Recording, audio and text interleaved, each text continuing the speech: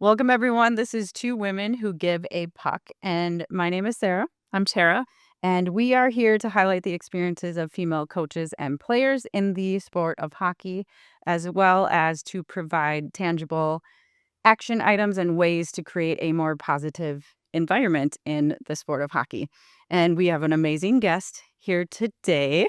So, Kris Wing from USA Hockey. However, before we jump into our conversation with Kris, I wanted to call out something with Tara. She doesn't know. I know, I feel nervous. I know. But we talk about having tangible action items. And I realized that in our previous podcast, we haven't called out those action items, but we did have one after the last episode. And just mere hours after recording that episode, Tara actually went out and did this. I did. Yep. I know what you're talking So about. now you know. Now you know what we're talking about. Yep. So the tangible action item we had from the last episode was to tell a coach that you appreciate him or her. Yep. And I ran into this individual unexpectedly, and I said, "Hey, you know what? I had a conversation about you today." And he goes, "So what do you mean you had a conversation about me?" And I said, "We were talking about how one of the things that as females, it's hard to put yourself out there and become a coach. And one of the things that gets you to come back is people expressing their gratitude for you being there and recognizing that you did put yourself out there." And I said, there was a coach that showed up in his jeans for the first practice, and he was all in and ready to go. And he kept showing up and he kept learning, and he's a great coach now. And I'm like, I never told him that, and I probably should have. And so when I ran into him, I got the opportunity to tell him that, and it was really cool. So how did he react? I wasn't He was there at the time. he was I think taken back a little bit because he wasn't expecting that. But he was very appreciative to hear that and he laughed about it. He's like, "Yeah, I looked like a doofus, didn't I?" I was like, "Well, doofus isn't the word I'd use, but you did look like you didn't know what you were doing." But it was fun to be able to. It made me feel good to be able to tell him that because I'm like, "You're right. I should have done that. I should have acknowledged him. I should have. I should do the things I would hope other people do to me." So, Right. yep. Right. So I wanted to call that out, that was a tangible action item, and I think he appreciated it. I'm sure it made a difference in his day and his life and his coaching experience, as well as it probably enhanced yours. Right. And I hope that because we had that conversation, he's going to do that to the next person too. Right. Because he still has a very young one so he'll be running into coaches that have never coached and parents that are just jumping in because they want to help. And so hopefully he carries that forward. Right. Yep. Right. So that's awesome. So I'm not in trouble. no, you're not in trouble. Affirmations are Yeah. very valuable. Right. And I just want to call out. See, we're already making There we go. waves with our podcast, and Yep. and we'll just keep Little baby waves, but yeah, it's a wave. baby waves. But that's what it takes to Yeah. make changes, is to actually do it in your life, and then other people see that and feel how great that feels. And so many of us want to make people feel better. That's part of why we coach. So I wanted to call that out before we jump into our great guest. Yep. Well, thank you. Yes. Yes. Nice. Yep. So like I said, Kris Wing from USA Hockey is our guest on the podcast today. And she is the female development coach in chief at USA Hockey. Thank you so much for being here. You're welcome. Yeah, Thank you. thank you. Yeah. And It's like, oh, I talk about this all the time, but now, like, oh, yeah. So, Yeah. thank you. yes, and we even were able to have the pleasure of getting her here in person because she is here in Minneapolis for the women's Frozen 4. So Well, done. yes. All right. Well, let's jump in so we want to ask. Well, before we get to that question, can you tell us what the coach in chief is? I know. Do I jump? Yes, because just to set that framework. So every district has a coach in chief, and coach in chiefs are part of the coaching education program. Always been around in USA Hockey. Have never had a female. I've been involved in the coaching ed since like 1989. So a really long time. But every district has someone who kind of oversees the coaches in that, the coaches education, coaches development. And 3 years ago, USA Hockey, as they brought in, none of our player development managers were females. They brought in 2 females, Heather and Kristen. And so they decided, we need to have more of a presence in females. So they developed someone that they wanted to be involved with female development on the coaching side and the reffing side. So the title is Coach in Chief for Female Development and Referee in Chief for Female Development. So Chrissy Langley is my counterpart with the refs and done great things.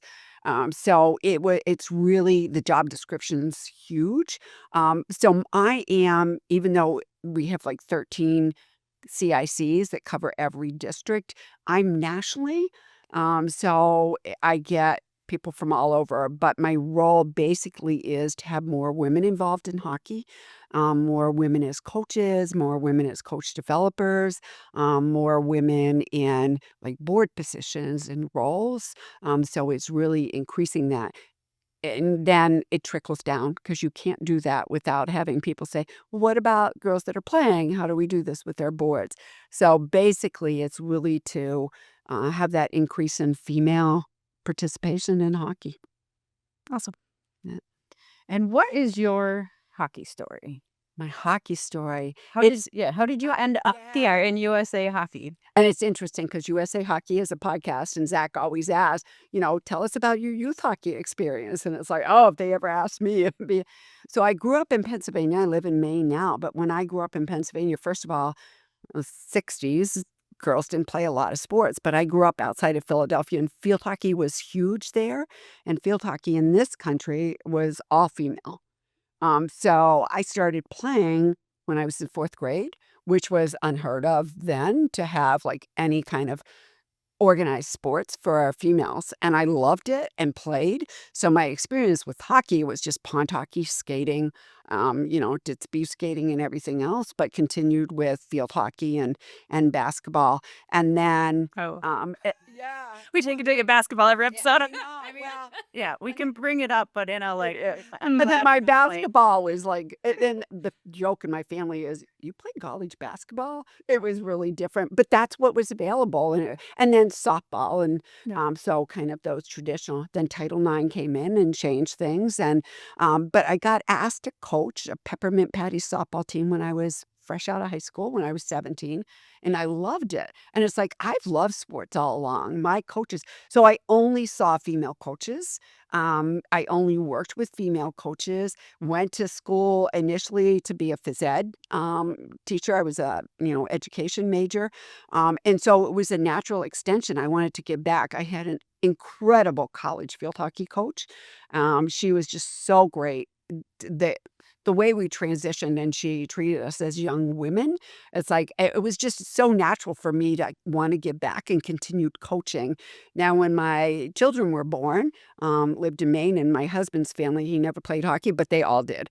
His uncle had developed a rink, and he was still skating, playing men's league when he was 97. So, but my son came home when he was 3 in nurse's school and went, want to play hockey. And I went, yeah, that sounds great because I love hockey. I love watching it.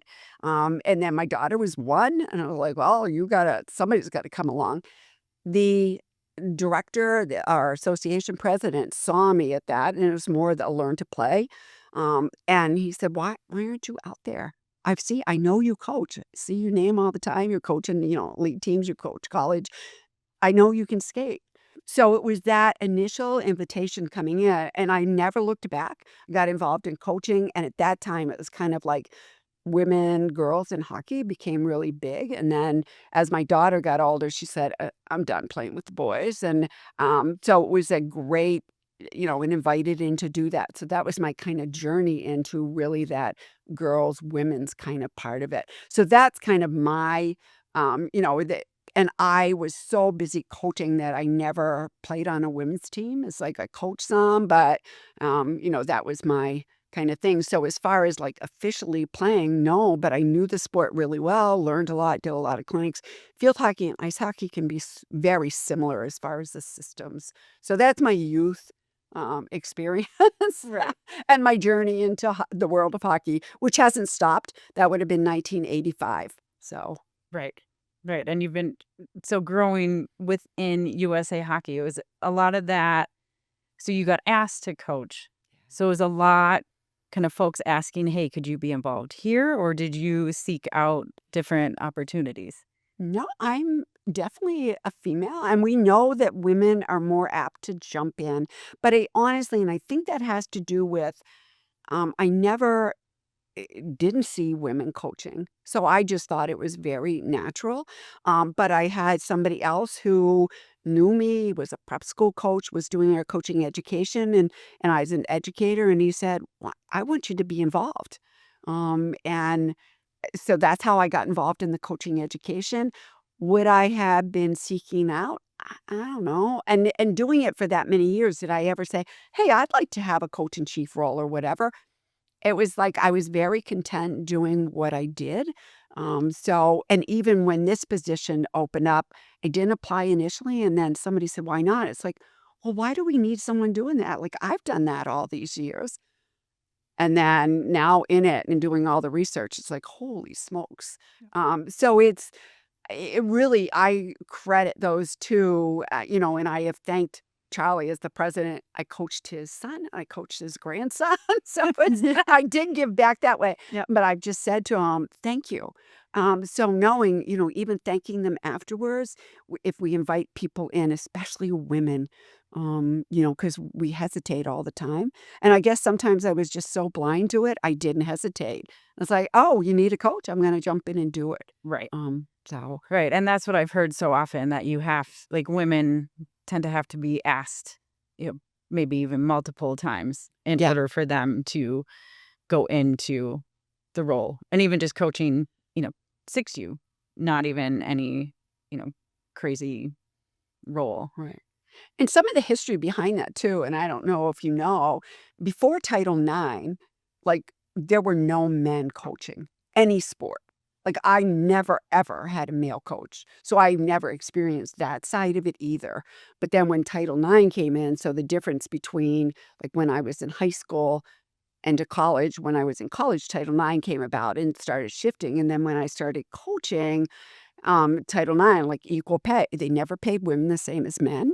When I first started coaching, I had a program of 60 high school girls playing field hockey. I made less than the assistant football coaches. And it was like equal pay. And, it's like, we're not paying a woman as much as we pay, a male. Yep. But then all of a sudden the men went, oh, we can make as much when it became equal. We can make as much coaching the girls. This is a piece of cake.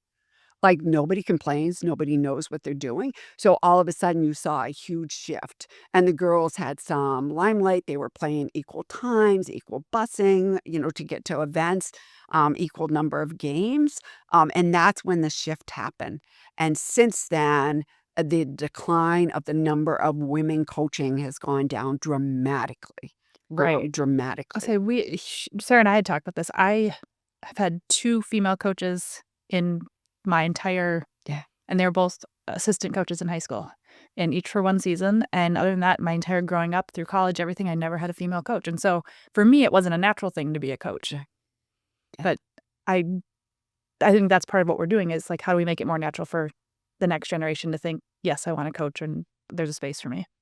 Right, and that's why I think for me, because I only saw females, I never questioned whether or not I belong, and I even said last night, like, I look back on my coaching career in hockey, eh, in field hockey, it would have been if I saw a male coach, it's like, "Oh." Now I look, man, did I just do the opposite of what happens in hockey? But I don't think I've ever coached, um, when in leagues and whatever against a female coach. Now I have at camps and when we've done festival and things like that with prep school, more than that, but, so it's kind of the reverse. But hockey's would be that flip of field hockey. It's so male dominated, even the coaching. Yep. Right. Right. Because the stat, we did a continuing education course with Kris in USA Hockey this morning, and they had the stat out that it was 8.6% of the coaches are females in USA Hockey. Thank So, you for upping it. It's under 7%. oh, I think Minnesota was like that. yeah, Minnesota. Oh, I know, Minnesota, but on Achieving. yeah. Sorry, state of Yeah, I know, that was Amber. Yeah, I read that again when she did that. But also we know in Minnesota, usually the high school coaches will be females. They stay for 2 years, and it's a lot of the friction that they get. Yeah. right. So, um, Right. Yeah. I mean, definitely with us growing up, like, I had one female assistant coach my in college 1 year. And it was more of kind of like a practice buddy, not even really taking on any sort of leadership role. And so, like you said, you were used to seeing it, so you didn't even question it. Whereas now in the environment we're in now, like we're not used to see even going out coaching with my daughter the first year, I was the only female coach out there. So that's when you start questioning, like, am I supposed to be here? Am I in the right space? Like it and really questioning everything about like Yeah. your skills and your ability to coach You do. because you feel so out of place. And for me, it was like I didn't necessarily question it, and I know that I was the only one, but neither did I offer my opinion or my thoughts because I learned is like I'm here for myself. I don't need to put it out there as kind of like, I know why I'm here. So I never, and that was kind of then realizing when I was asked to be a mentor, and it's like I know how to do that, and they said, "What's your but?" And I said, but if I do it and I'm mentoring men, are they going to accept me? And they said, what are you talking about? I said, are men going to listen to me? I'm a female. And they went, why not? I said, oh, you don't see their faces when I am a clinic instructor Yeah. and they come in and go, wait, where's the instructor? And it's changed over the years because I've done a lot where they talk to my husband for 5 minutes and he'd say, no, you want my wife. And in May now, I've done it for so long, they just know me and kind of see it. But you see the faces, you have the like, who's she to tell me about hockey? So that was kind of like their first experience of like, do you really feel that way? I said, I know all of you, but yeah, I do. Like, you all talk about if you played in the NHL or when you played college together. It's like, I can give you my experiences, but I'm not in the boys' club that way. Mhm. But hockey, and they went, well, we did. I said, I know you don't do it intentionally. It's just what you do. Right. And right now, the world of hockey doesn't have a lot of women in it. Right. Right. And how long have you had this role? This is USA Hockey? going into my 3rd year. Okay. And I know, I mean, I've seen a ton of the things that you've implemented within USA Hockey and taken advantage of some of them. A few years ago, I did the female only Yeah. level 2 CEP course, which was amazing. Just so refreshing to be in a room with all females and to be able to have those conversations and, you know, speak up without, you know, feeling intimidated. Yeah. Or not speaking up. Right. Yep. Or just not speaking up. So can you share with us, I mean, all the initiatives and we'll add any links, relevant links into the show notes so people can go to those resources. And then also, were there areas where you received, pushback with your different Mhm. ideas and, how were you able to overcome those to get them going? Are there still some that you want to push forward that maybe you haven't been able to yet? Yeah. My brain's like, I know that was like 8 questions Yeah. in one. The first thing I did, first of all, I looked at the job description and went, "Oh my God, who in their life is ever going to be able to do this?" But it's pick and choose. And Mike McMullen, so Mac, who is the national coach in chief, oversees us, and I've known him for a while. Said, "Okay, just take a deep breath, like just figure out some projects that you're going to do." Because right away I went into, all right, this is a position they see. Why? So I jumped into the research part of it. And the research started like it was depressing. It's like, oh, it's not this country is not just this sport. It's all other sports too. If we look, just around who's coaching, who are on the executive boards, who's making decisions.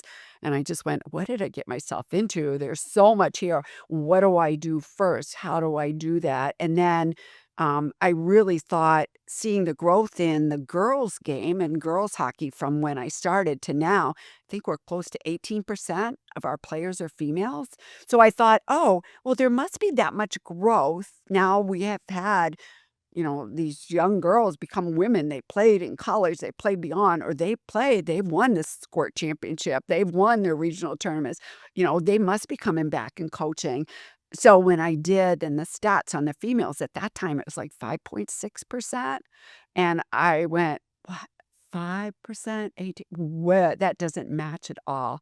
So then doing the research on why aren't women, and that's getting into that whole Title IX. And I went, oh, that's absolutely right. I lived that. I've seen that. I've been, that condescending and softball. Oh, sweetie, no, that we made that call because it's like, and I look back on it now and go, why didn't I just punch him in the face? You sweetie.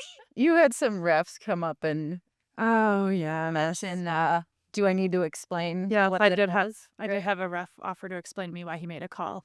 And it was a tripping call. I'm like, nope, good call. But I'm like, that's Lisa, there was no sweetie in there. And we've heard coaches say that as was out there, yeah, the rest will come over and say, oh, you're dressed really sharp tonight. It's like, did they, and I don't know, maybe they make the comments to a male coach, but it's not. And I know, and thank goodness I had great assistants, always males, but the refs always pass Yep. me by and go to the males. So some of those things as I was doing the research, it's like, oh, I've seen all that, but I don't know, maybe too numb, too stupid to just like, I'm going to keep coaching anyway. But it is definitely a barrier where it's like, I don't belong here. I'm out. Like, I can't do this. Or my family. Now I have my kids and my responsibilities, and I don't want to battle it. And I never battled it. It was just, I just kept doing it, but knowing that it's a real thing, not only in hockey, in all sports internationally. Yeah. So really, and one of the things that it was like, we do have a small number, but so my first thing was, how do I support the female coaches that are here?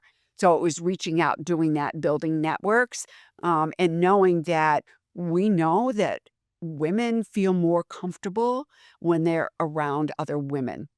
And it's like, oh, yeah, that makes total sense. And it was not pushback, but it was like, and part of the job description is offering clinics, which I had done anyway. So started to do female only clinics and realized people aren't really good at reading sometimes. Because in big bold letters, this clinic is for female coaches only. And, even when I put it out, and then they'll jump in the clinic and then they'll, chat me and go, there's a lot of women here, like, or girls. So there's a lot. Yes, this was a female only. We'd love to have you stay, but just be respectful. And it's like, nope, we're out of here. And others that stay and go, I learned so much. I didn't know this was happening. So both ways, and we need allies all along. So that was my first initiative, doing clinics, and I did 4 at each level. And then it really grew into males saying, we want to know we're coaching females. So then I've done that, another set of 4 for coaches of females, and they've been very well received. And the pushback is, it's not that you shouldn't be doing it, because part of what I'm supposed to do is like, how long do you think you'll be doing that? It's like, I don't know. I didn't think about that. All I know is that for women, they will do a clinic with others, but most of the time they don't use their voice. We'll find some, but most of the time they don't. But I know in the female-only clinics, if it's a majority of females, I hear their voices. And when they go into breakout rooms, they feel very comfortable. And then what I hear on the back end of that is when they're doing a clinic with majority, are men, when we have 60 coaches and 58 of them are males, the females would say, could you put me in a breakout room with that other female? Because like I felt very not listened to in opening the mouth. So that's one of the ways we've been supporting is doing the clinics. And the research tells us that we know that works. It's kind of giving them that voice and how powerful it is. And coming to Minnesota that first year of doing that, did it in person, and we did all 4 levels. And that was their biggest thing, was like, we just are just dismissed. We're not there. They always say guys and language they use, and just totally never call on us. And like I said, and I look back and go, maybe I should have used my voice more. But I learned what I needed to learn. And so it is like, how do we give those female coaches value? How do we support them? So doing the clinics was that kind of first thing. And the next was, we created a group me, because I wanted to keep it off of the social media platform, because I didn't want people to be able to search. and it's just a group of supporting for female coaches. It's it's wild as to what comes up. Sometimes, like, hey, what do you wear on the bench? Or what do you do? My hair's breaking off. Like, it's because of wearing a helmet during Yep. practice. To, can you help me? Like, I only had five kids at practice the last 3 weeks. How do we do that? So it's just, um, you know, just tons of, it's interesting to see that, but it's another way that we're not just 6.8% coaches. 100% of the coaches on there are female. Right. So when you bring up issues that might be uncomfortable, or you never turn to your male assistant coach and go, hey, what do you do about your hair under your helmet? It's all breaking out. Or like, how do you dress professionally on the bench? And with, Jessica Campbell now, she got tons of criticism about, and she's coaching in the Mm. NHL, how she dressed. So it's just even things like that. So creating that network, and then we do a monthly bring it in, which is just a Zoom, and sometimes we get 5 coaches on, sometimes 25.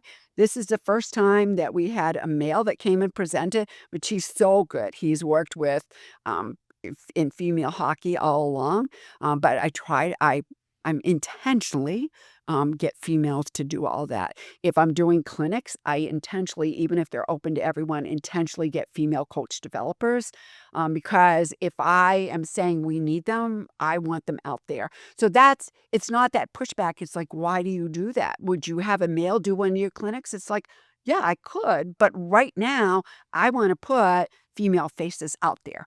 How they can see. And every once in a while, the very first year, there was a comment like, why are we, the person didn't know their mic was still on. And so hot mic moment, came back. He was talking to someone. We were on a break, but really said, these women don't know what they're doing at all. And then making a comment about something I said, and I just dismissed it. It was like, I don't care, whatever, trying to find the mute button. But I have 4 coaches the next day that emailed me and apologized and said it was not acceptable, on and on. And then the first thing I did was reach out to the 3 female that were on there. But bringing it back to the coaches and chiefs to be able to say, this really happened. They heard it. We had it taped and they went, oh, Well, I now we think understand. right, and I think people are surprised that, like, 1, it happens, and that it happens in our backyards. Yeah. It's not like it's happening somewhere else, but it is happening in our backyards, and we have the opportunity to make Yeah. changes. And it is an issue in, I mean, hockey. We just know hockey so much better, and it's such a masculine sport. So to us, it feels like it's, just a bigger issue, but that's just because we're in it. But to hear it's all sports, and yeah, there aren't a lot of female coaches in so many sports, and that's a big issue. And then with, I think, hockey is, women in hockey is a little bit newer compared to, say, like basketball or softball. I feel like they started a lot sooner. So I think we have some catching up to do. And that's where I think we can get frustrated Yeah. with, like, why are we not a little further in this aspect? So that brings me to a comment you just made is whoever that is, had said, how long you're going to keep doing these female-only clinics. And so I guess my first thought was, do they think that we can just do one clinic and it solves the problem? Or do they just really don't see the problem and so they're not understanding why it's important? Or is it a combination of those things? Or I think it's a combination of, like, all of a sudden, this is something different. Is this really needed? But it was like, yeah, it really is. And then saving some of the comments from the females and even the males that stay on those clinics that say, oh, because we address it. Each one of those clinics I do have an additional hour. So every time I have an additional half hour to really discuss, what is it like for you being a female in hockey? For those males that are on there, my whole thing is, because I want to protect those women, absolutely. But I want to have a good discussion too. And it's like, please just be respectful. And they'll come back and go, oh my gosh, we didn't ever notice that refs totally ignore them, or we didn't realize, or, when a female coach says, yep, I'm one of the assistant coaches. I have no say. All the other coaches are male. I have no say in the practice plans, running anything in practice. I stand on the ice. I am now the official locker monitor. And then the other coaches that are there going, what? And it's like, yeah, those happen. But it gives it legitimacy, but it also gives, like the coach that was on the clinic with me, the district they were in actually took that coach to disciplinary, and asked me to come and speak. And my thing was, I can get over it. I know what I'm doing. I don't care what you think. I feel, I'm knowledgeable, but it's those other coaches. And then my concern was, if he's treating me like that, how is he treating any girl or a female on his team? And he said it was just stupid. I got caught up in what we were doing in our breakout rooms. We were having conversations about it. So those are nice affirmations of, we're going to take this seriously and support it. But again, it's kind of like, this is different. Do we need that? Because then on the other hand, and we hear it in hockey, if we have just girls hockey, should we only have just boys hockey? And if we have girls only clinics, should we have, or female only clinics, should we have male only clinics? And my answer to that is, oh, that's all the clinics. Yeah, They try to. Right. But so I understand that that's some of the pushback they've gotten to. And I said, for right now, our percentage is so low. If this is what's going to encourage women to stay in, I can't answer that. And it was fine. There was never any question about no, continue to do it. But it was kind of like, help me figure out why. And when you're the one answering that phone, well, why are they doing that? Why did they have those clinics? I can understand. And when you're a male, you just don't understand that. So it's my job to help them. Do they, whoever they are, have they attended any of these? Have they been part of these conversations and listened to the women and recognize that there is an issue that is bigger than one session or 1 year of clinics? Sometimes. And then when they're in talking, then they start to realize, like, oh, I didn't realize that was an issue. That's why I said some of those, actually the ones that have been the most successful, because it's kind of a 50-50 mix, so we have more females than male, are the coaches of females. Yeah. And really starting to listen and hear those stories, and or just even male coaches. And one said, my wife's a coach. We've coached together. The way she's treated, and so he was speaking up. So I do think that, they are listening. One, when we have our coach in chief meetings or whatever else, they do listen to me. And when I do my annual reports, I try to put in comments for females. So it's, the bigger mission is that overall USA hockey has to have that. We want everybody. If hockey is for everyone, then we need this atmosphere to be inclusive. What does that mean? How do we do that? How do we support? How do we invite people in? Because hockey is a pretty closed community. Yes. In general. I don't think anybody means to, but it is. It's that passion. You got to love it. You're a hockey for It's life. also a lifestyle. Like it is. takes all of your time and energy. You start in, little 6U, and then it's like beer league, so knowing that, but is that overarching of knowing that that's really what USA Hockey wants as a mission, and then working on coach developers, but how does that trickle down to our local associations? How to do that grassroots of knowing to support, and then just the stories that I've heard, and that's where I get lots of, now that position's there, that's when I get those stories. Or, a female coach says, been pregnant all year. I've been coaching for this organization for like 6 years now and I love it. Next year, I'm supposed to be moving up to 12U. And she said, I was just told that I'm not going to coach. I can be an assistant coach. And she was hysterical on the phone and just talking with her. And she said, I had to walk out because I knew I was going to lose it and I didn't want to be angry. And so what came down, we just walked through it. She went back. I was the president of the board, and the president of the board thought he was doing her a favor and said, well, you're pregnant. You're going to have your third child. I feel that will have too much on your plate now with 3 children to continue to coach. So that's why we put in another coach. I'm over here like deep breathing.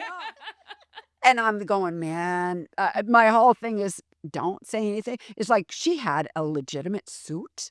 this is discrimination. It's not your choice to make, it's her choice. She wanted to continue coaching. She knew what she was getting into. But he said, if you're not around or if you have to leave because you're too busy being a mom now, then I have to fill in, and that's an inconvenience for me. So then she stepped back again and kind of dialogued what she was going to say. And it's like, please, I want to, because I said to her, if you're not, you need to take care of your health first. And if this is causing too much anxiety, step away. I hate to say that. I want you involved in hockey in some way. But, go back. And as women, that's the hardest part is how do you go back and have that dialogue? Because for a female to confront or and we feel it's a confrontation. Yep. It feels very uncomfortable. We're not supposed to. Women are supposed to keep their mouths shut. So that's that first barrier that keeps them from, I don't even know how to address this. I don't know how, and not to be listened. And so she said, I want to be involved. And she said to him, I want to just let you know, thank you.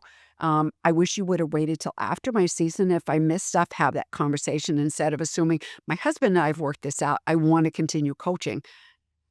She was fantastic. She went to this brand new coach and talked to him a lot and continued to coach. And he turned to her and said, I'll be head coach in the name because that's what they want, but I'm deferring to you.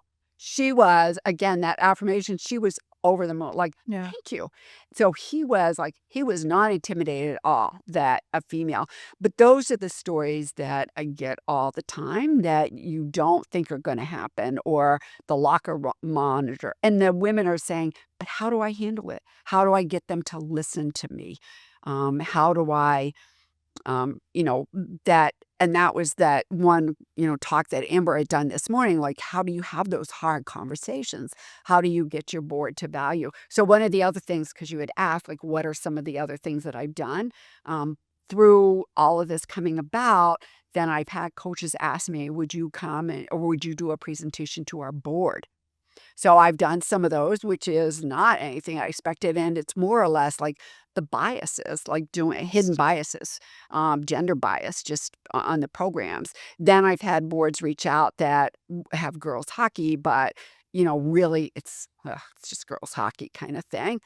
And that's another thing that I've kind of adapted. So I've kind of spread into that world of girls hockey too, and supporting that and knowing it. So it's just been it keeps mushrooming because when someone just comes in and says, oh, I'm going to walk away from hockey. I can't.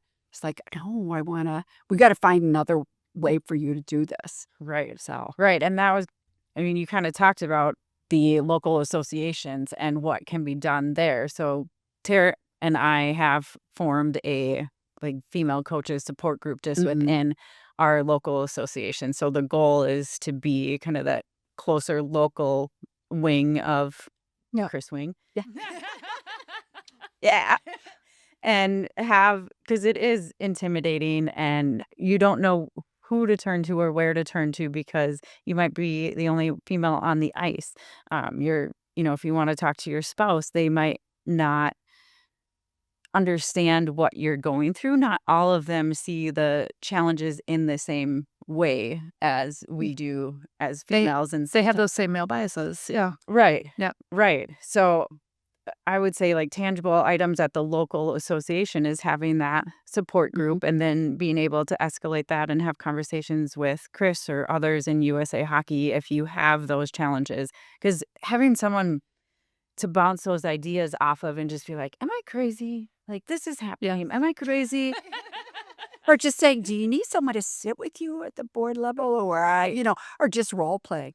Right. Right. Yeah. And, maybe people have some research that they can pull into, or I know someone else who has been through this and here's how they handled it. And just having that support and kind of having that research or that to back up the conversation that you want to have. Because I know I've had even, husband or other coaches, and they don't see it until this year I had something, pop up that was kind of right in front of me. And I had, conversations with one of my assistant coaches who we've coached with for 4 years. And the light bulb went off and he had never seen the like female ness before the whatever we want. The just the kind of assumptions about our abilities and worth that Right. are out there.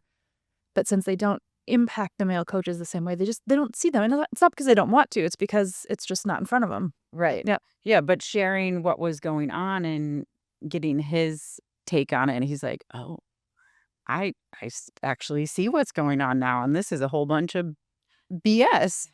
And so, I mean, having those conversations within your local organization, and I didn't know that we could pull you in to have conversations with the boards. And I mean, even I don't know if you do it with parents, but that's a huge part is just educating the boards that yes, this does happen, educating the parents. Because so CEP classes, I'm a level 3, and I've actually done all of the variations. My first one was normal, only, 2 females there, and did not say anything unless I got called upon.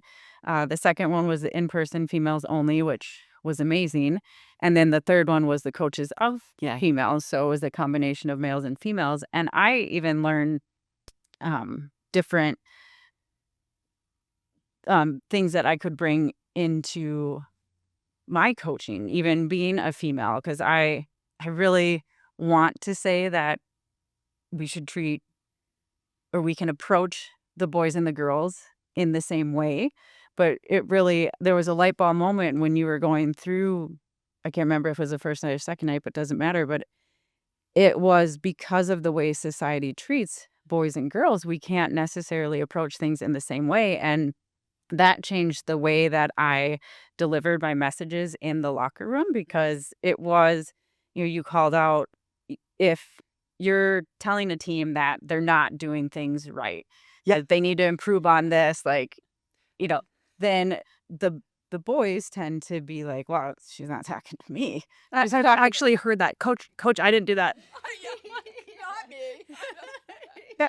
It's like, well, it's Tara, so I don't have to worry about it. I don't have to change anything. Absolutely. But then the girls are all absorbing that, where it's like, coach is telling me that I am doing something wrong. And so I've rethought how I deliver my message, because it's like, am I willing to tell every single player in this locker room that they did this one thing wrong? And I caught myself after one game, I was frustrated and did kind of lay into them a bit of like, they're not just going to give us the puck. You have to go get it. And I felt bad after. No, they need to hear that one. Yeah, they do need to hear that one. Me too. But knowing that that's a real, especially for girls, they've been taught, you need to share, or don't be pushy, don't be aggressive, and all those things that our society tells them. So it's those bias, those stereotypes that are there. And for us, they're hidden biases. If we don't bring them out, we don't know, we don't see it. And it's not that men are ignoring it or intentionally. Most of the time, it's just like they wouldn't know that that's their message of where boys can be rough. And oh, yeah, that's what we expect from our sons. But our daughters. And so they already come to us with that. And then for us as females, we've heard that all along. So it impacts how you coach them, but how they play, how they interact. And then the confidence level is extremely affected. And now we know it's not just a norm or a gender, that it's actually physical chemicals, that when girls are going through puberty, all of those change in hormones affect brain chemicals. And one of the brain chemicals, I have no idea about how they do the science of that, but the research that they've done is now showing that the brain chemical shifts that has us be confident or let you feel confident, boom, just shuts down. So all those years during puberty, those years from 12 to 20 for girls, their confidence level is already kind of shaky because you shouldn't be, because the world is hard. Yeah. And now it's gone to, there. So it's built onto. So now our young women are coming out going, oh, should I do that? And the difference is job applications most of the time, and this is just all real general, but it's so important to know, job application, and men take the job application if they check 50% of the boxes. I can apply for that job because I can do that. Women, if they don't hit 100%, oh no, I never could do that job. So it's those that we're our own worst enemies sometimes because our confidence gets in the way. So if there's one person that's not sure you're confident or competent, we start like, ugh. So it's knowing that and changing some of that. But we also know that 97% of female executives played sports. So it's really important. But if you read some of the books by our top executives, what they've had to learn to do to be heard and seen, and even their boards. So it's just not in the world of hockey. Right. Right. And as much as I absolutely despise like all of those gender biases and everything that we learn from society, I mean, that CEP course really opened my eyes to like, no, this is the way it is right now. And it does impact things. And I need to be aware of that and adjust. And so I am a female. I played hockey. I'm coaching females. So, I could easily say, like, oh, well, I know everything and I don't have to learn any more. Uh, but I did learn. And I think that's so important for male coaches, for board members, for parents to be open to, like, maybe I don't know everything in this space that I think I'm an expert in. Like, Yeah. I would say I'm an expert in, females in hockey because I've had that lived experience, but I can still be open to, tapping into some of my like unconscious biases and learning from everyone, really, like learning from the kids, learning from parents, learning from people who have done a lot more research than me. So I love that there's like an education piece that you are able to bring to the board. And that, I mean, people aren't going to be willing to change until they have kind of an aha moment and something that will trigger, like, oh, now I see the world through a different lens than, my previous one. And that's what we need in order to um, feel that this is real. Sometimes I feel like still this concept of like, well, that's not happening here. That's not true. So Like, we met someone this morning at the course, and she said, I feel like the last 2 years of my life have been imposter syndrome. And I'm like, I wish I couldn't relate to that, but that is so true. Yeah. And Do I really belong here? Yeah. Right. Yeah. And right. But if the people who are surrounding us, who right now it is mostly men, don't believe that it's true, and we aren't confident enough because of our lived experience to, push back on that and say, like, no, it is true. We can easily be convinced, like, oh, wait, it's not true. It's all in my head. But yeah, And we're our own worst enemy again going, Yeah. oh, yeah, I really don't belong here when you just like put the blinders on. And when you say about your husband doing all this and just chatting with my own husband and he coach works and whatever. And he several times he said, I owe you a huge apology. And it's like, what did you not do what you were supposed like what? what Different places? What are we talking about? He said, all those years, he said, I just want to apologize. He said, you put some of your things on hold as I continued my career. And that was that's kind of when I went from being a paid coach to mainly a volunteer coach. And he said, and I put my own coaching out there before yours. And he said, and I said, listen, I did that too. I had kids, that was a choice, but thank you because I appreciate that it's taken a long time, but even for him, and I never felt that he didn't support me, but he said, I never thought about it. I never, thought about, well, how's that going to impact what you're doing? And knowing, so it's so hard because we feel when we talk about bias or stereotypes that, oh, not me. I don't have those because it's not good. We all do. Mhm. So, but it's when we don't talk about them, when we don't like say, oh, if I'm looking at that. And when you start to have that lens, if you start to look at, what's going on, what's being seen, or how you do that, then how do you help? How do you even make any change or differences? And that's always difficult. Yeah. Those are things for all of us to kind of knowing. And going back, the very first one that we're working really hard with clinics is not to use the term guys. which is so hard in Minnesota because that's just a Everyone. speech term. It's not even it's nothing to do with gender. It's just you guys. Well, and you guys is that when they're younger, it's conditioned now that guys means everyone. So, and what I say is, well, if it's a group of men, I called you all gals, would you think I was talking to you?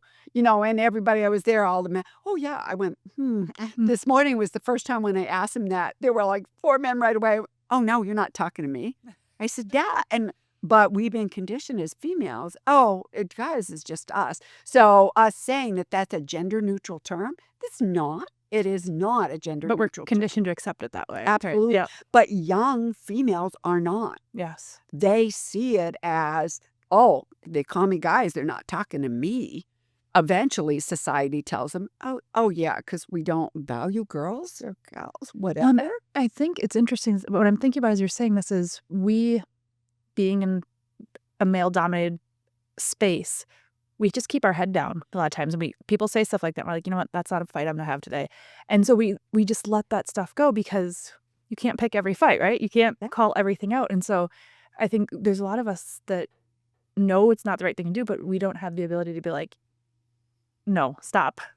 Because we could, but is that really the most important thing? So we perpetuate it, right? Yeah. And it's really saying, and now I laugh because at meetings, and especially on the call, they catch themselves now saying, oh, God, all of us, or coaches, or just like, and I've said, if often like, man, we have a man up. It's like, why can't we use player up? Because it's like, I'm talking all females and it's like man up. But that's the term we've used. So, sometimes it's like, but that's a hockey term. But are you saying that women don't belong here when we use it? And it's just not hockey. It's all over the place. Yeah. But I think those conversations are happening. So, so all of that, like, here's my job description, but all of those things have played into it, which is like, you see it, but you don't necessarily. And now, like, how many times you watch through the lens where you're watching a movie going, that's interesting. Yeah, it's like when you watch movies that from like our childhood, I'm like, oh my gosh, they could never say that nowadays. I'm like, it's a good thing they can't. I'm like, but no wonder our generation is a little. Oh, well, my daughter's favorite movie when she was in kindergarten was Cinderella. And I think now, oh my God. And she's the most independent. She's 40 years old now and done the journey with me and plays adult hockey. But it's like, did I scar her somehow? Hopefully, but she's, so it's definitely those messages that we give. But even for our young boys, sometimes they're in a really small box. And then how you do it. And I was in education and coached the last team that I coached for quite a while was my middle school team. So 7th and 8th graders I had, and were boys and girls. I don't know why I look back now. I never had any flack from other coaches. Again, I was the only female coach, the parents or the players.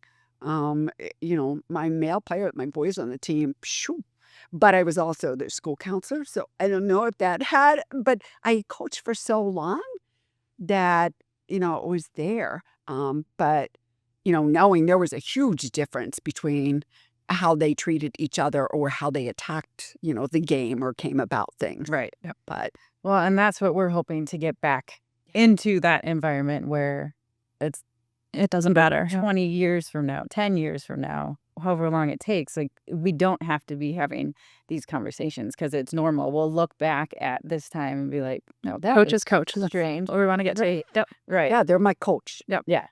not my female coach, not my male coach, just coach. Yeah. Yeah. And we look like coaches as well. Like it isn't question. So you are amazing and do so much. I've been part of your circle for the last, probably since I did this level 2 in person, which I think was 3 years ago. So just to recap, there are different USA hockey clinics. So female only, as well as coaches of females. Any male coach, I would highly recommend the coaches of females because it does, highlight this different world that we're living in that, male coaches aren't necessarily aware of. There's the group me that has all the female coaches, and I've asked questions in that as well because it's just like kind of that like, am I crazy? Like this is happening. I'm reacting this way. Like am I crazy? Yeah. Who can help? And Or do you do your nails? Certainly for tournaments, it's like, oh, I never did that, but one time I dyed my hair. It turned out red, and I was coaching the red team. So we're about yeah. The last little group chat was a lot of nail pictures. I did not partake because I chew on my nails, so there's not much to them. But then you also have the bring it in. So if you are a female coach, keep an eye out for those USA Hockey clinics. I think you will find those incredibly refreshing to be, in either the all females or the coaches of females.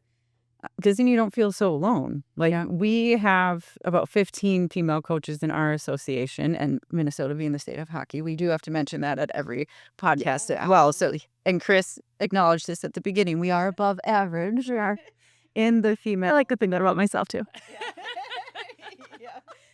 course, Yeah, but not everywhere do you actually. I mean, there's quite a few women on the group me who are like, I am that's female in my association. So incredibly important to have that support group with the group me.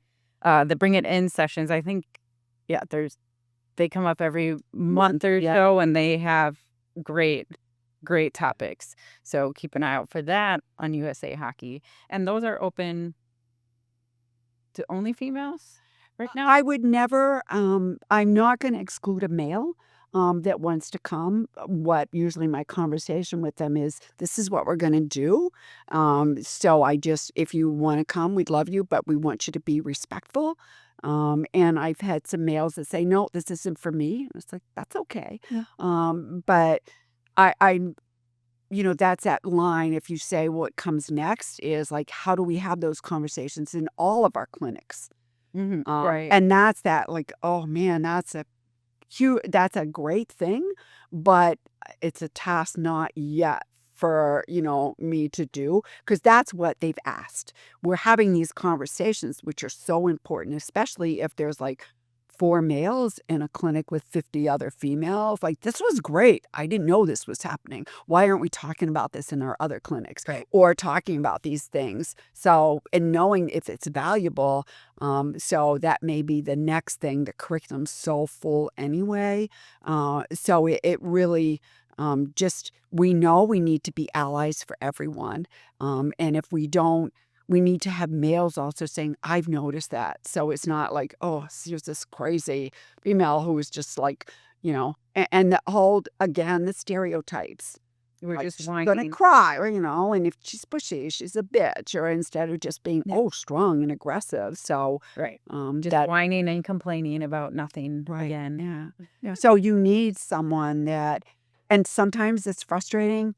Oh, do I have to lean on a male who has a voice?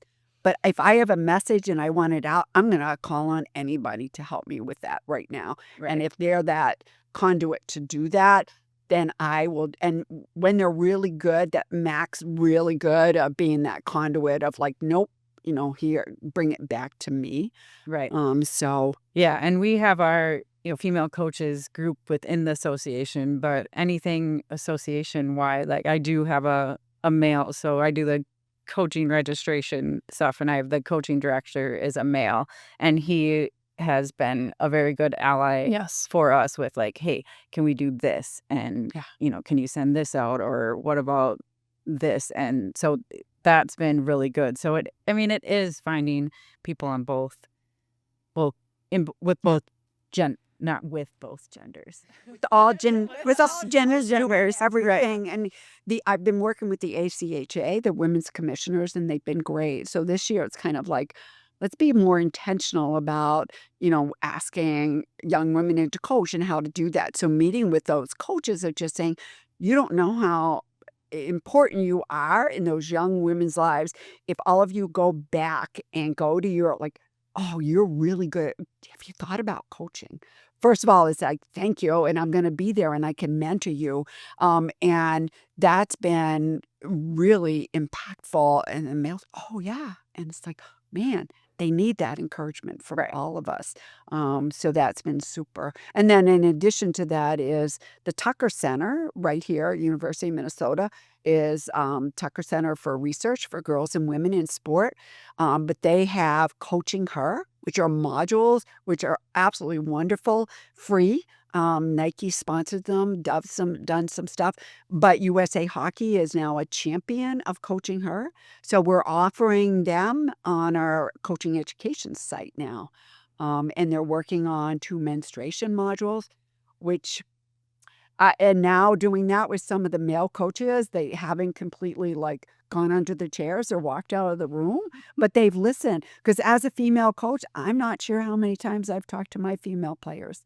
And we need to. And we need to understand that hockey is hockey, but training a male's and their male body is different than training a female in the female body. Yes. And that we have to understand that. And there's so much research now on how to do that. We can't use BMI for females. Mhm. It's No. not the same. And we can't use like strength, injuries.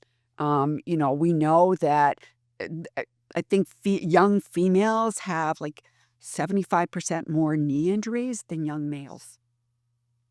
There's something going on with what we're doing there. That's why we don't And in general, and the NCAA just did a study. They were doing part of that menstruation research that every time someone comes in with injuries or whatever, they always ask female athletes, where are you cycle? They have found that 95% of ACL injuries were while those athletes were in their cycle or menstruation. So they went, we need to do further research. What's going on in the female body? That is totally with the female. And if we're coaching them, we need to understand that. Right, and not push them to. I mean, there's certain exercises that you wouldn't want them doing at that. And also when they say, I need a pause, I need a break, like listening to that, not just being like, oh, they're wimping out. Yeah, absolutely. Yep. Best comment, male coach, was we were talking about that in one of the clinics, coaches of females. He said, yep, I had a player this year and he's coaching 12U. And he said, yeah, she came to me and said, Coach, I just want to let you know, I might not have a great practice tonight. And he's going, well, okay, I don't know why you're telling me this, but like, okay, just want to let you know. He said, okay, do your best. And he said, went home, said something to my wife, and she said, what? What, are you stupid? And he said, what? What did I miss? What do you mean? Like, she was trying to tell you. She was menstruating. And he went, what? Well, why didn't she say? She said, because we're not even going to say that to females most of the time. But that's what she was saying. And he went, oh my gosh. Like, oh. Well, good for her. Yeah. Yeah. Yeah. And instead of like, oh, come on, just work through the pain. Yeah. Or the best commercial is when there's a female with like electrodes to men who are riding the bike and they zap their abdomen and they fall off the bikes because they're in pain and going, that's how it feels. So now understand, if your athletes are saying, how do we work them through it? Because we don't want to say you can't do it, because we've heard that for too long. Yep. Women shouldn't be president. Women shouldn't be executives because they're going to be too emotional or what happens. So yeah, we can if we know the research. So Tucker Center has been great for that research. We coach as Women in Coaching, who support Women in Coaching. Gatorade has done tons with Nike. Dove has done body confidence, because we know girls stop playing sports of all kinds, like that 12 to 14 range, because they won't fit in. Mm-hmm. Their body's not right. It may be like if you tell a girl you're going to lift and you're going to get bigger, they're going to freak out. But if you get stronger and be proud of that. So there's so much research now being done. It's tapping into it and knowing. Right. Well, and like going back to the menstruation and just how different that is, I think of our association, 10U, 12U, and 15U on the girls' side, myself and the one other female coach, and that was it. So all of those girls who are going through puberty, they only have those male coaches who probably at this point don't even are scared of that word. Yeah, it's so a good. Do we talk about this out loud? It's like, right.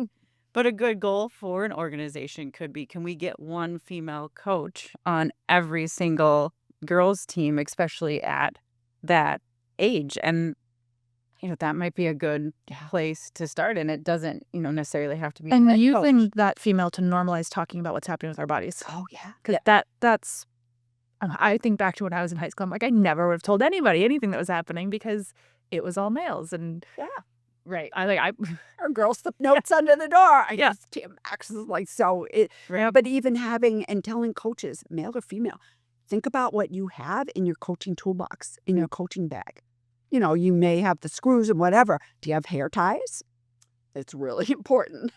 Double them up because, catastrophes happen, and teaching them athletes need to, or things like that, or knowing in there sanitary products or, menstruation products, and that knowing that we're, having a variety of things always available so they can open the drawer and just get it. And it's like, oh man, thinking about that, like, I don't know if I had any. Like, I always had some personally, but again, we're not really good at asking each other and knowing. And so even having those conversations, we need to have them with any coach who's going to coach that's part of a female, being a girl. So, and just even having products in your rinks, in your locker rooms. Oh gosh, I don't think there is in our ring. Something maybe I don't know. That'd be a good thing to check. Maybe in the maybe in the lobby. Maybe. There are some, but you can't get there With your skate signs on. Yeah. So that No. would be a thing. Yeah. And even So if it's in the coaches, right, you have your little toolbox full of everything and they're just in there. But thinking about it after doing that, I know national camps, girls, women's national camps, there's always things around. And then now doing national tournaments, the girls' national tournament, I went, have we thought about that for that? And it's like, no, we never have. It's like, that would be, so how do That'd we be a get great opportunity for some sponsorship too. Well, and I did, and Alicia Pelton at the Tucker Center, who does the coaching, I reached out to her and went, who can I turn to for sponsors right now? Because for them, it would be great, but just to have flood all of the bathrooms with products, not only locker rooms. So, that they don't, it's just, so those are things that I know for me, I've had to say, I am having, these are difficult conversations, but I'm going to have them. It's difficult I don't want to offend anyone, and I'm not putting any male down in hockey or the world because they've been awesome, but I need to be really honest with you and listen to me. So that's a really hard thing to do. And like I said, they still will call me female coach in chief, and it's like, yep, I'm a female, but I'm coach in chief. Yeah. But I do something different. Yeah. And for them, the very first phone call was, okay, gentlemen. I went, oh, because there's always been men. Right. Yeah. And it was not a slight to me at all. But I went, and you have a woman here. Yeah. So they've gotten, it's like, oh yeah, that language. when I think that's a good awareness, is being aware of the terminology that you are using, and is it inclusive, like board meetings, saying, our boys are going to get this, or our players. And, I've heard people question, like, does that mean the girls and the boys? Yeah. And the board has to stop and be like, it did just mean the boys. Are we doing that for the girls? Yeah. Too? And so just those little things do make a big difference. Like you said, the little girls, if you say, hey guys, they don't know that you're talking to them. And so that's another kind of thing that you can do within your local association, is start using them yourself, and then, call out other coaches in a non confrontational way, but just in we're building awareness and education. And it's like, hey, you're probably making this player feel this way, and how about we use this term and instead? you're just validating you do belong. Right. Yeah. Right. So big question. Yeah. What do you want your legacy to be in hockey? I thought about that a lot, and it's like, oh, does that mean after I die? But having this conversation, and even before, for me, is that there's going to be someone continuing to champion all of this. And I know you said, Sarah, and hopefully it will change in 5 years. Been doing this a really long time. And now, because it's been 50 years plus of Title IX, and thinking, oh my gosh, do you realize in all those 50 years, how far have we come? Some days, we've come far. Not so much. So, but it's like, just continuing to work. So my legacy would be that, there's somebody still because my worst fear is if I stop doing this, would somebody else jump in and do it? I don't want it to be never want it to be a one and done. Yeah. Like this is now going to be integrated into everything that we do. We're going to support coaches. Wouldn't it be wonderful if we had mentors for all our first year coaches? I don't care who they are. At every level too, because I know there's a lot of mentorship in the NHL coaching program where it's like, but what if you just want to coach your own kids? And so having that.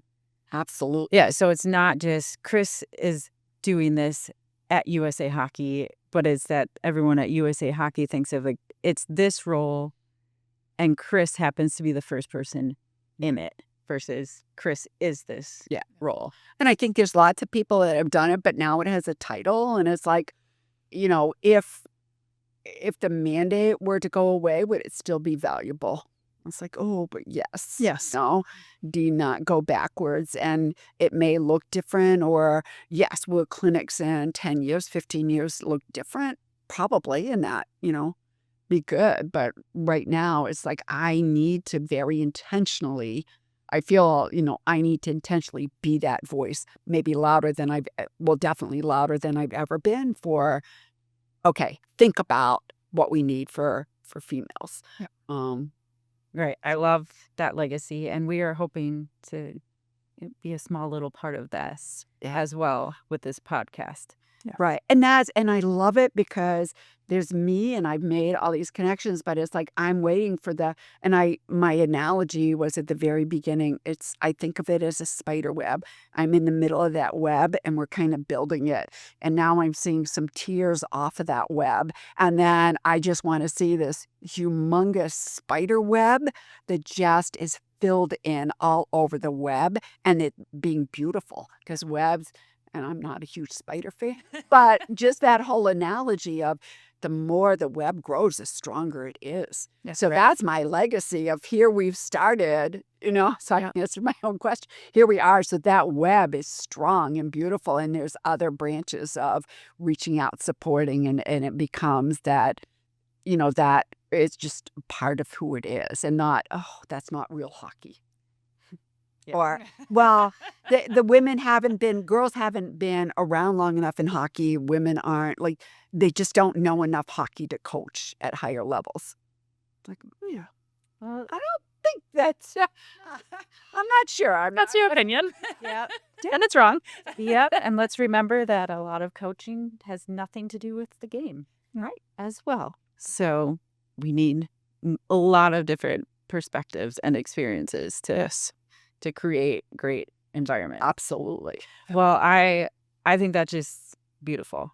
And I have seen so many different spaces where that web is growing. And it's just going to be a normal part of the hockey world and a normal part of sports. And that's awesome. Yes. And thank you for all the work you do because it does make a difference. It does. And it just brightens my day every time, I hear someone or like, oh, or just one with the ACHL. It's like, yeah, my coach and my captain reached out to me and, and I'm here coaching. Or I have, you have to be 18 to enter the coaching education. Young woman, she wasn't 18 yet. She reached out to me and said, I want to take a coaching clinic, but I won't turn 18 till this date. And there was a date that I had a level 1. She said, can you save a spot for me? First of all, she called me herself, not her mom. Yeah. Or whatever. It was her. I said, absolutely. I don't care how full my clinic is. Yeah. And working with Julie, with registration and whatever, got her in. So it was her birthday. I made sure she had a spot and she could register. And I thought, oh, and they were wonderful. All of the other coaches on there, and there's a lot of females, were so good. Like, oh, keep using your voice. And she's someone who has such a strong voice. So it's like, oh, somewhere. And she said, my coach said, go for it. Yep. And, and then my mom and dad said, you want to coach? You figure out how to do it. It's like, yeah. So they just they said to her, we believe in you. We have faith that we're confident in you. So go have the confidence. And that's that message as we keep feeling more confident of us being in this world. that confidence just gonna, Right. the waves, we're just gonna Yeah. fill those waves. Right. Yes. And you're doing such a great job in creating that space for so. Yeah. I don't know if I would be here without having conversations from you and having been in those different clinics and being validated and having that push to continue. So thank you so much Welcome. for being here Yes. on our podcast, and we appreciate you. And we'll add all the resources you talked about it to the show notes so everyone can utilize those and learn and grow. Yeah, so and definitely add my email in there. Yes. They find it somewhere, and where I get some weird conversation, just weird things that they come up with. But it's like anytime it's about girls or coaches, it's like, nope, I'm gonna help you out. Yep. So Yep. They find you. I Yeah. have reached out to Kris personally myself as well. All right. Well, that was wonderful. Yeah. And to close out, I want to remind all of you ladies out there that we belong in hockey and we deserve to be a part of the greatest game in the world. Yep. And don't forget to invite somebody in. yes.